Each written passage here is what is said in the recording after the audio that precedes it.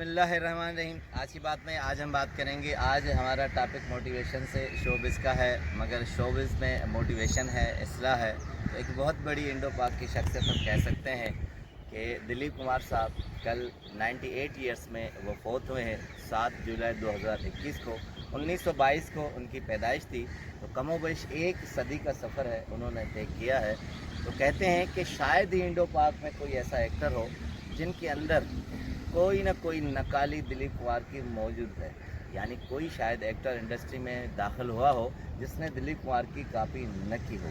इतना असर इंडो पाक की सारी इंडस्ट्री में दिलीप कुमार का था।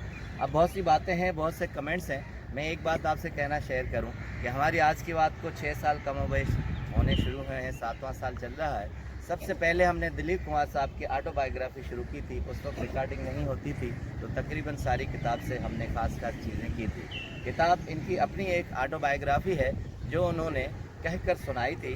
तो उनके बारे में फॉरवर्ड्स हैं, पेश लफ्ज़ हैं जो उनकी बीवी सायरा बानो ने लिखे हैं। बहुत इंटरेस्टिंग है। कम वक्त में हम इतना ज़्यादा कह नहीं सकते, तो हो सके 2-4 सेशन हम इनके करें।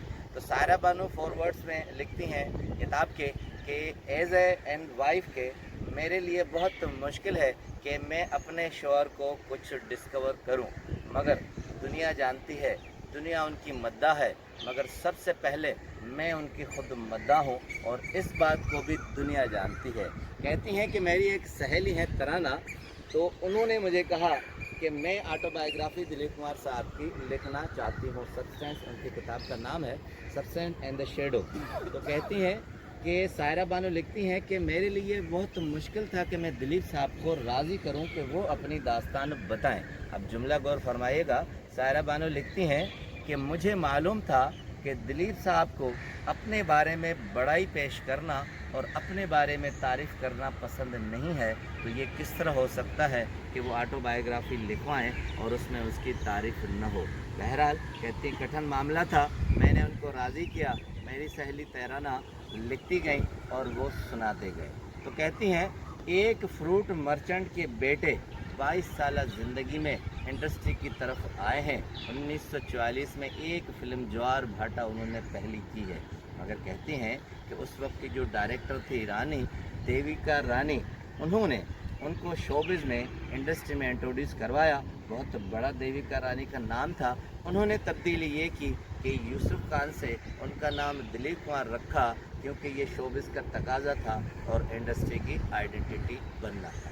तो कहती हैं ये नाम इतना उन पर सूट हुआ कि वो इंडस्ट्री का बहुत बड़ा नाम हो गए और बहुत बड़ी शख्सियत हो गए। उसके बाद कहती हैं कि दिलीप कुमार ऐसे आदमी हैं जो अपनी शख्सियत को ज़िंदा रखते हैं और दूसरी शख्सियत को भी उससे ज़्यादा और ज़िंदा रखते हैं। दिलीप कुमार के बारे में कहती हैं कि बहुत उनके मद्दा और पैरोकार कम जानते होंगे कि उनकी एक खूबी है कि वो कुतुब बीनी और मुताले से बहुत आला शगुफ रखते हैं। हमारे घर में अलमारियाँ किताबों से भरी पड़ी हैं और हम इसके लिए एक मुलाज़म होते थे। कहती हैं कि दिलीप कुमार साहब जब भी एक आवाज़ देते, कभी भी मुताला करते, उनको किताब की ज़रूरत पड़ती, वो आवाज़ देते और हम हर वक्त तैयार होते और हम किताब उनके आगे ला कर रखते। सायरा बानो लिखती हैं, कहती हैं इसी सिलसिले में किताबें उठाते उठाते अब हमें पता चल गया है कि दिलीप कुमार साहब के पास कौन कौन सी किताबें हैं और किताबों के नाम क्या हैं। कहती हैं नावल, ऑटोबायोग्राफी उनकी फेवरेट सिंफ है। इंटरनेशनल राइटर वो बड़े गौर से पढ़ते हैं और उनमें उनके राइटर रशियन फ्योडोर रुस्की हैं, टेनिसन हैं और बहुत से दूसरे हैं। कहती हैं कि मुताले का इतना आलम है कि उनकी टेबल लैंप अक्सर तो सारी सारी रात जली रहती है और वो आराम कुर्सी पर बैठे रहते हैं। हम सारी रात सोते हैं और वो जागते हैं और मुताले से लबरेज होते हैं। कहते हैं कि सायरा बानो कहती हैं कि मैं हैरान होती हूँ उनकी रवानी पर।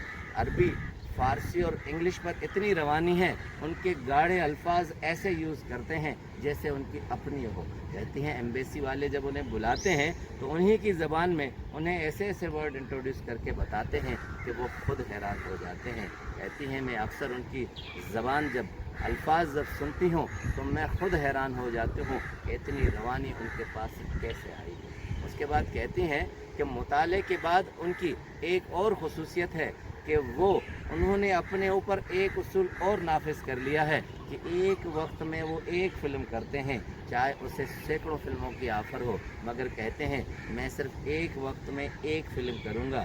اگر آپ یہ کیلکولیشن کریں تو ان کی پوری لائف میں صرف 65 مور دین اتنی فلمیں ہیں، 70 اور 65 کے بیچ میں آتی ہیں۔ حالانکہ دوسرے اداکار ہیں جنہوں نے سینکڑوں ہزاروں فلمیں کی ہیں، مگر وہ کہتے ہیں میں کوالٹی کو اپروو کرتا ہوں اور کوانٹٹی کو اپروو نہیں کرتا۔ اب آتے ہیں اس موضوع پر کہ کہتے ہیں کہ ایک وقت میں ایک فلم کرتے تھے، دوسری فلم نہیں کرتے تھے، مگر اس کے اندر اتنا محو ہو جاتے تھے کہ وہ کسی اور کی اسے سوجھ نہیں ہوتی تھی۔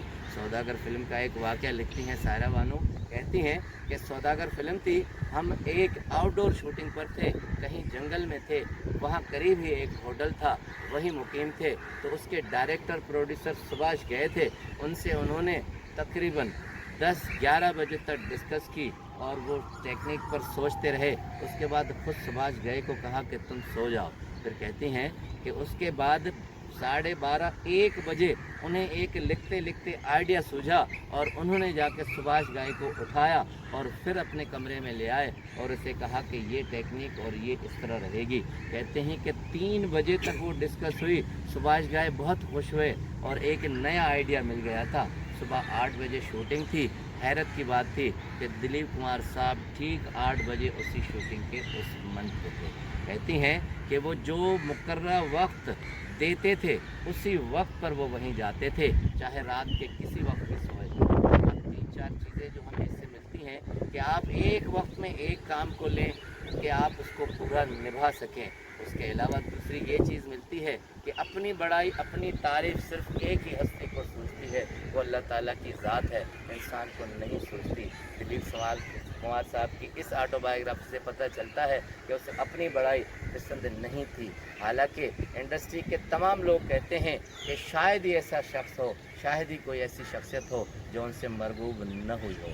اس کے علاوہ ہمیں پتہ چلتا ہے کہ اپنے آپ سے کمٹمنٹ کیا ہوتی ہے۔ اس کے علاوہ یہ چیز ہمیں معلوم ہوتی ہے کہ کتب بینی اور مطالعے سے آدمی کو کیا نکھار آ جاتا ہے۔ دلیپ واحد وہ ایکٹر تھے جن کی باتیں غور سے سنی جاتی تھی، جن کی شخصیت کو فالو کیا جاتا تھا۔ اس کے بعد لنگوسٹ تھے، زبانیں جانتے تھے۔ اس سے ہمیں پتہ چلتا ہے کہ زبانیں سیکھنے سے ہمیں زبان پر کتنا عبور حاصل ہوتا ہے اور لوگ ہماری غور سے باتیں سنتے ہیں اور ہمیں فالو کرتے ہیں۔ آپ کا بہت بہت شکریہ۔